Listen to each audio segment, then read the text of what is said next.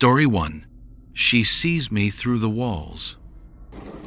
I never used to believe in anything supernatural, but after what happened in that small countryside town, my perspective changed completely.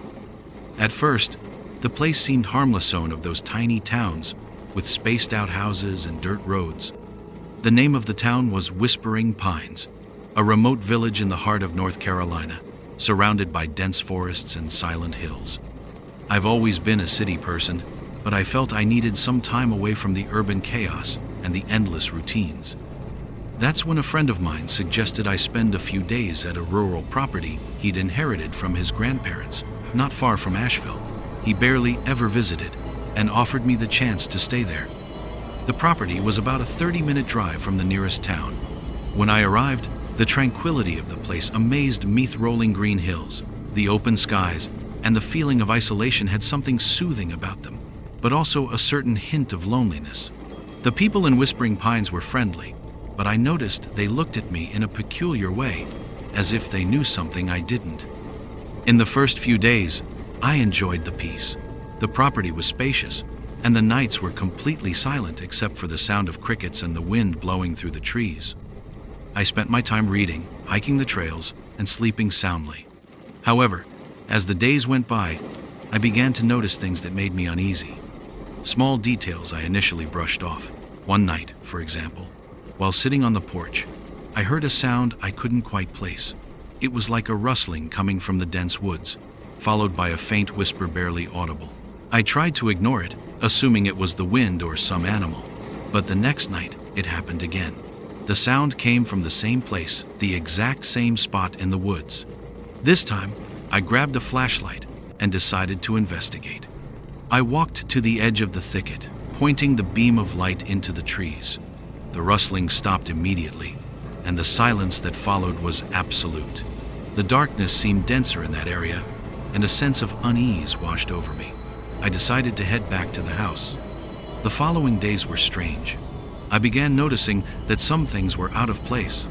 When I woke up in the morning, objects I had left in one part of the house were now somewhere else, as if someone had moved them during the night. I tried to convince myself it was just me being forgetful, but that constant feeling of being watched grew stronger each day. One afternoon, while walking around the area, I came across a local farmer tending to his cattle. We chatted for a few minutes, and when he found out I was staying at the old Caldwell family property, he grew serious. "You're there alone?" he asked. I nodded. The man slowly shook his head and looked down before muttering something I couldn't quite make out. I asked him what he meant, but he only shook his head again and said, "Be careful." I returned to the house with a heavy feeling in my chest. Night fell faster than usual, and once darkness took over, something felt different. The rustling returned, this time louder and closer to the house. The wind began to blow stronger, making the trees around the property sway violently. I stayed inside, trying to calm myself, but I couldn't shake the sense that something was very wrong. Around midnight, I heard knocking at the door. Soft knocks, like someone gently running their fingers along the wood. My heart started racing. Who could possibly be out there, in the middle of nowhere, at that hour? I grabbed a kitchen knife, trying to steady my breath, and went to the door. The knocking continued, and for a brief moment, I considered opening it, but something deep inside me said not to. Then I heard a voice, low, almost a whisper but clear enough to chill me to the bone. "Let me in, just for a moment." It was a woman's voice, soft and sweet, but there was something off. A coldness, a distance that didn't feel natural. I froze for a few seconds, until the knocking stopped abruptly. The silence that followed was terrifying. I backed away from the door, trying to calm down, but I knew something was out there waiting. I grabbed the flashlight again, too afraid to open the door, and went upstairs, hoping to sleep. But sleep never came. I lay in bed, listening to the rustling, the knocking echoing in my mind, and that voice asking to come in. The next day, I decided I needed to talk to someone from the town. I drove back to Whispering Pines, searching for answers. I found an elderly woman who owned a small market, and after a few questions, she let out a long sigh and told me what she knew. According to her, the property had long ago belonged to the Caldwell family, who were known for practicing strange things. People in town avoided talking about it, but rumors circulated about ancient rituals performed on that land. They say something was trapped there, she told me with a worried look. It's not wise to mess with that kind of thing. I tried to ignore her words, but I couldn't. The idea that something ancient and malevolent was sealed within that property clung to my mind. I decided to stay one more day, just to make sure I wasn't losing my mind. I returned to the house in the afternoon, with the sun still shining, but the feeling of unease never left. That night, the rustling came back more intense, and the knocking began soon after, this time stronger, more insistent. I was determined not to give in, but when I heard the voice again, something had changed. She wasn't begging to be let in anymore. She was angry. "Open this door." The command was cold, sharp. My body reacted instantly. I began walking toward the door, even against my will, as if something was controlling me. I reached for the doorknob, but just before I could turn it, a scream echoed from outside, a horrifying scream that seemed to come from everywhere at once. I backed away, shaking, too afraid to even look through the window. Something awful was out there, and I knew that if I opened that door, I wouldn't live to tell the tale. The scream stopped, but the presence remained. Somehow, I managed to grab my phone and call my friend, begging him to come to the property. When he arrived the next morning, the sun had already risen, and what he found was a completely broken version of me. I couldn't speak about what happened, but he understood enough just by seeing the fear in my eyes. We left that morning, and I swore I would never go back. That experience changed my life. Something ancient and dark lives on that land.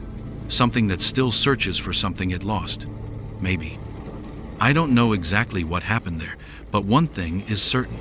The countryside holds secrets that were meant to stay buried, and I was foolish to try and uncover them.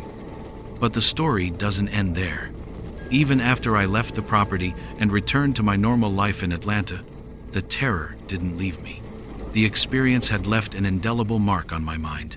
I'd wake up often in the middle of the night with the feeling that someone was watching me. Nightmares of the woman's voice and the knocking at the door became part of my routine. My house in the city, which once felt like a refuge, now felt like the stage for my deepest fears. One night, as I tried to fall asleep, I heard a rustling coming from the porch, a sound eerily similar to what I had heard back at the property. My heart raced, and a wave of panic took over. I got up slowly, trying to stay calm, and looked out the window. There was nothing outside, but the feeling of being watched only grew stronger. The weeks following my last visit to the property were a blur of anxiety and paranoia. Even far away, something had followed me. I would wake up with bruises in strange places. Furniture would be moved during the night, and on one of the scariest nights, that same voice whispered outside my window on the 9th floor of an apartment building in Atlanta. "I told you, open that door." The sound wasn't coming from the street. It was coming from inside the wall. I tried everything. I moved to a new apartment, destroyed the book, reached out to mediums, priests, occult specialists. They all said the same thing. "You didn't bring the spirit with you. You awakened something." One of the investigators showed me an old map of the Whispering Pines region. The area where the property stood was at the intersection of ley lines, mystical points where ancient forces cross. He pointed at the drawing and said, "Here, this is where a seal was placed, long ago. The family who lived there didn't perform rituals out of curiosity. They did it out of desperation. It was a prison, and you cracked it open." The guilt consumed me. I had to finish what I started. I had to seal it again. I returned to the property one last time on a stormy night. I brought salt, iron, black candles, and a map of containment symbols. The place was even more decayed, broken windows, the smell of mold, and something rotten in the air. I entered the house with a trembling flashlight, each step heavier than the last. The old altar was still there, but now, around it, there were fresh footprints on the damp floor, as if someone or something had been walking in circles, waiting for me. I began the sealing ritual using the book's instructions before destroying it. I recited the verses in Latin, drew the seal on the floor using coarse salt mixed with ashes. The walls began to tremble. The knocking returned, but now it was coming from inside the house. The female voice whispered constantly behind me. "You called me, and now you cast me out?" I ignored her. I kept going. I lit the candles, closed my eyes, and at the final moment of the ritual, I heard the scream, the same one from that night, echoing from every direction. The ground shook. An invisible force threw me back, and then everything went silent. When I woke up, it was dawn. The altar was gone. The footprints had vanished. The sense of oppression had lifted. I went back home. In the months that followed, the nightmares stopped. The voice disappeared. For the first time, I felt at peace. But the mark on my skin, an ancient symbol that appeared at the base of my neck, never went away. Maybe I sealed the portal. Or maybe I was marked as its guardian. To this day, every time the wind blows hard and the leaves rustle outside my window, I remember the voice, and I ask myself, what if one day she doesn't ask to come in? What if she's already inside? Story 2. The Faceless Children. In my little hometown, deep in the rural South, there was an old woman everyone knew. She was an exceptional midwife, the kind who had brought nearly half the town into the world. She lived in a humble clay and tile house with a backyard full of herbs she planted and tended herself. She was elderly, with white hair, time-worn skin, and sharp, watchful eyes. The older folks respected her deeply. When they walked past her house, they'd tip their hats or make the sign of the cross. Because aside from being a midwife, she also knew the healing power of herbs. She could pray away the evil eye, and she would bless children who were sick or spiritually afflicted, what she called the weakening, a kind of spiritual sickness brought on by envy or bad energy. She did all of this with great faith, always with her rosary in hand and saints on the walls. But the younger crowd, especially those who had left town to study in the city, started speaking ill of her. They called her a witch, a voodoo woman, all those ugly names people use when they don't understand someone's work. She never let it bother her. She kept helping those in need, praying for everyone, even the ones who mocked her. There was one boy in particular, the son of the man who owned the general store. He was the worst of them. He had gone off to college and come back full of city ideas, always saying that her work was nonsense, backward superstition for ignorant folks. He mocked her every chance he got. I remember that day at the market. It was early morning, the sun not even hot yet. She was there buying her little things when the boy arrived with his friends, already laughing. He pointed at her as he approached, and as he passed by, he accidentally bumped into her basket, knocking everything to the ground.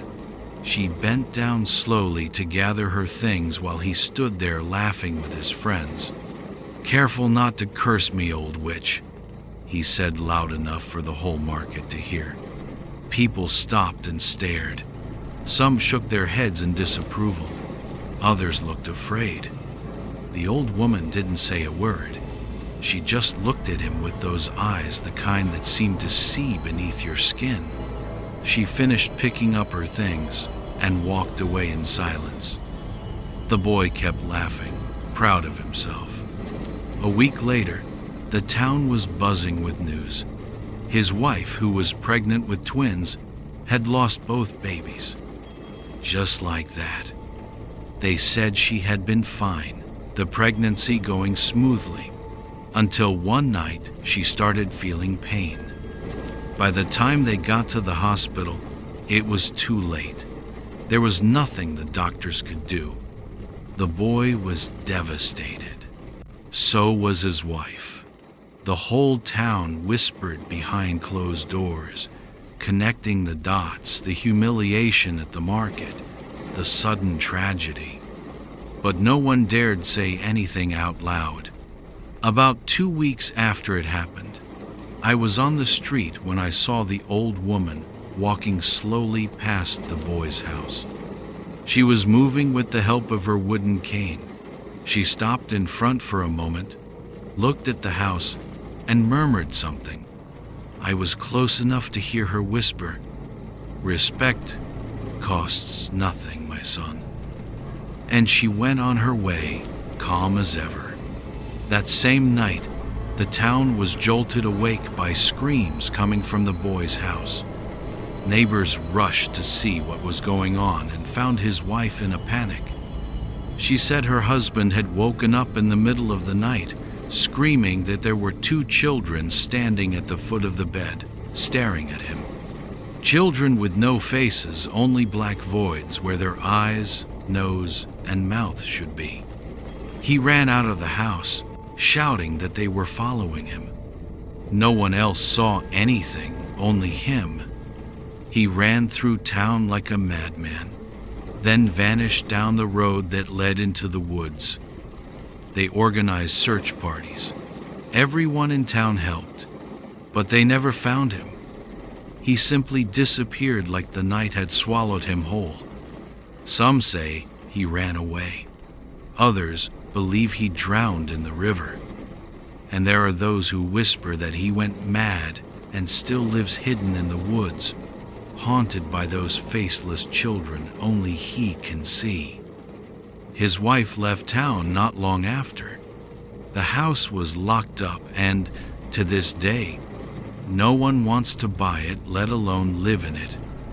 They say that some nights, if you walk past, you can hear the soft crying of children coming from inside, even though it's empty. As for the old woman, she went on living her life as usual. She never mentioned the incident, never spoke of the boy again. But one thing I noticed. After that day, no one in town ever spoke badly of her again. No one questioned her knowledge or her gifts. The respect that once came only from the older generation was now shared by everyone.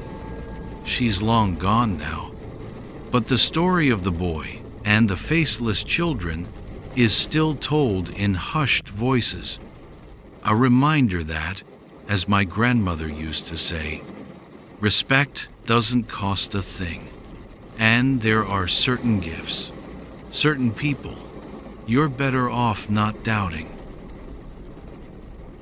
Story 3. There's someone under the bed, pretending to be my daughter. I used to think kids just had wild imaginations. Monsters in the closet, shadows at the window, whispers in the dark. Normal fears.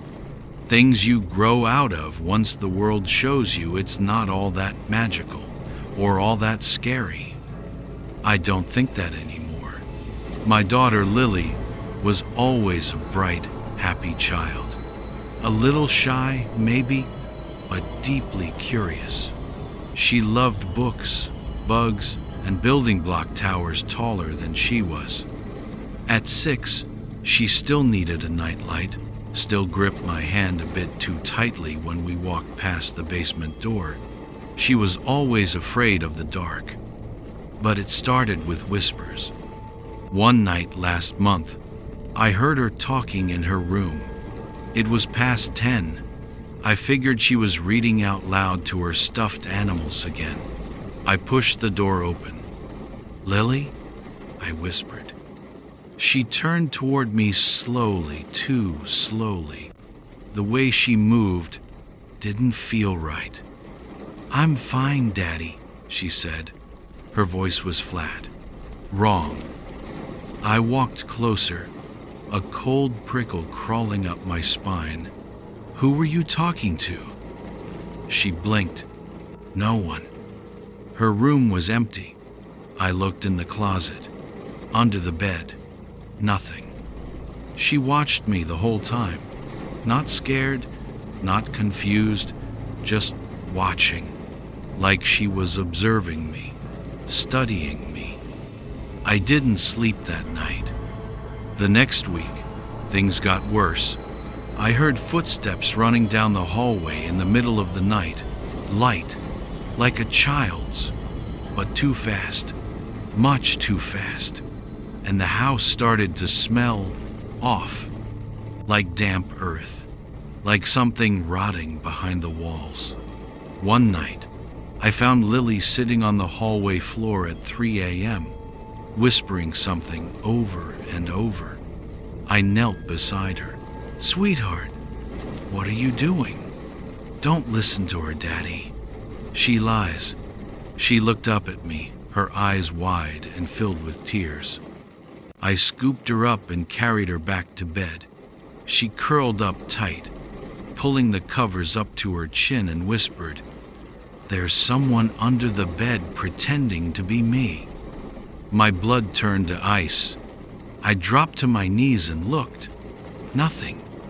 The next morning, I found Lily at the breakfast table, humming to herself and smiling, like nothing had happened. I asked her about the night before.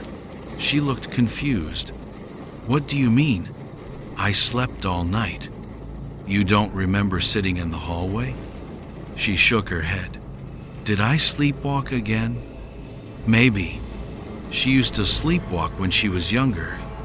That night, I set up my old baby cam in her room, one with video, just in case. At 2:47 a.m., the baby cam clicked on. Motion. I looked at the screen.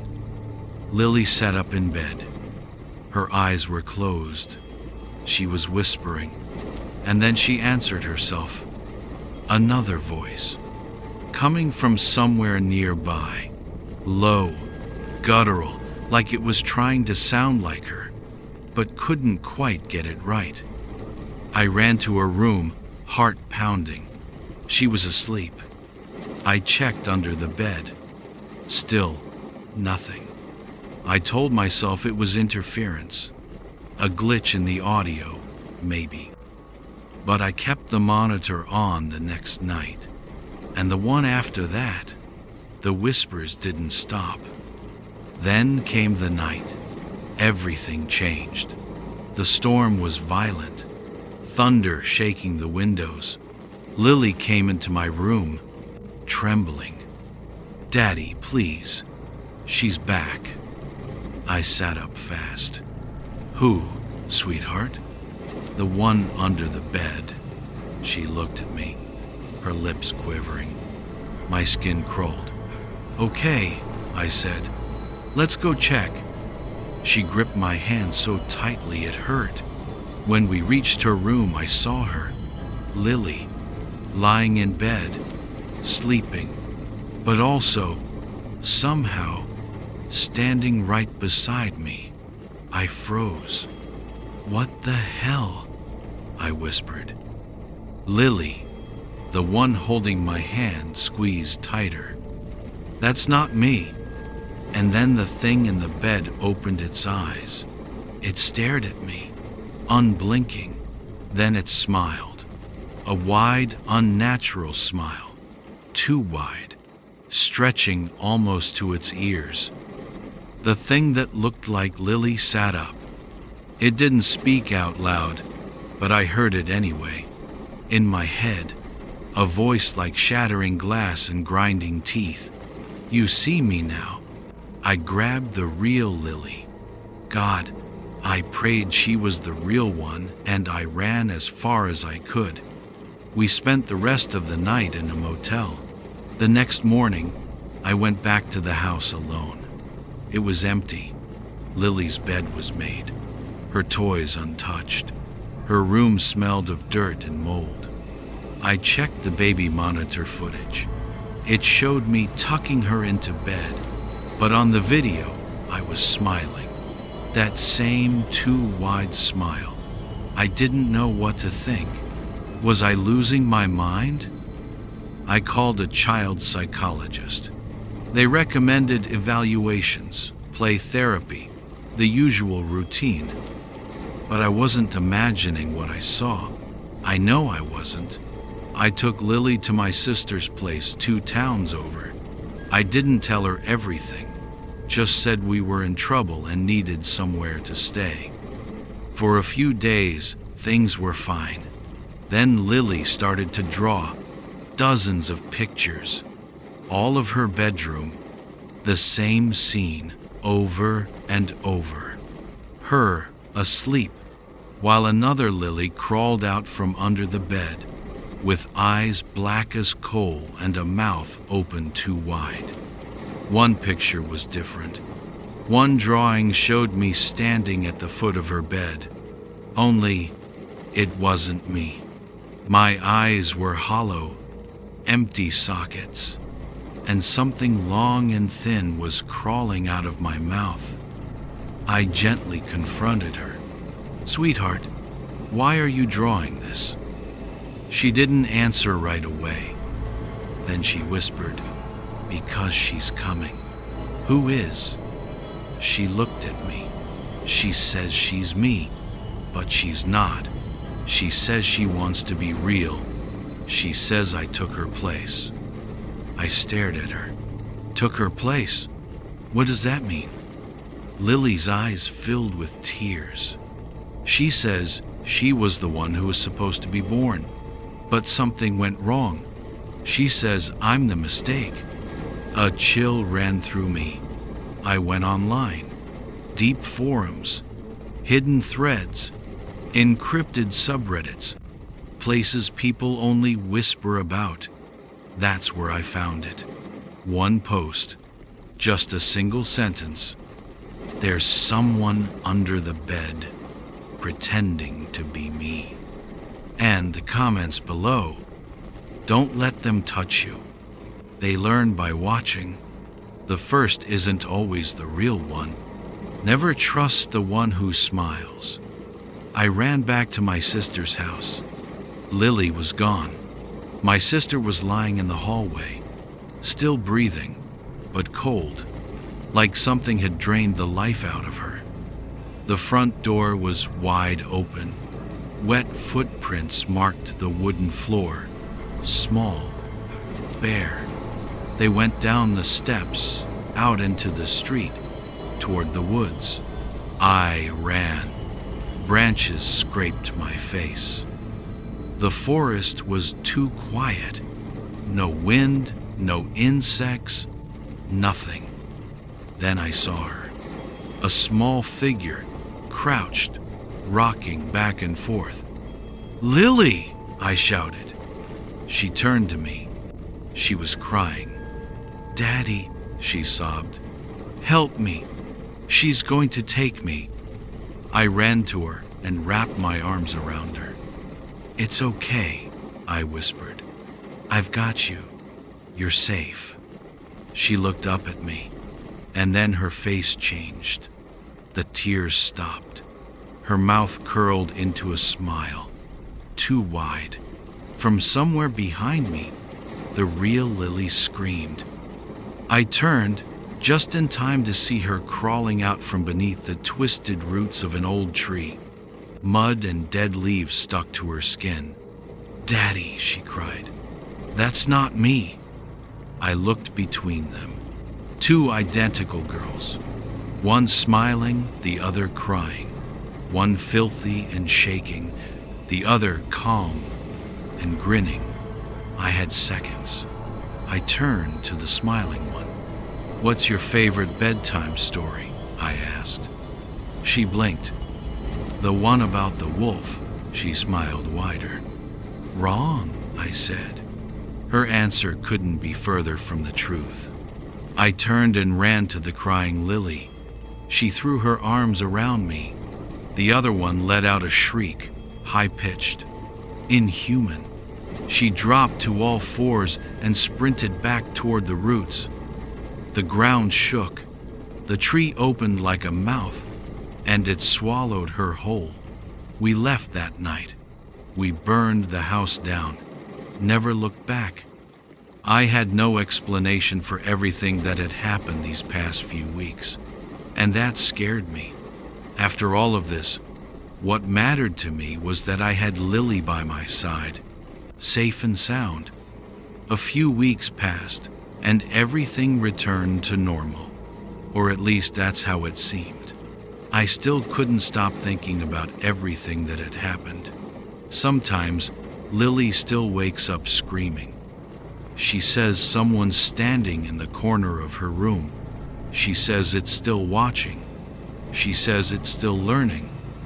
Tonight, I woke up in the middle of the night and heard Lily whispering to herself again. Only this time, she was smiling.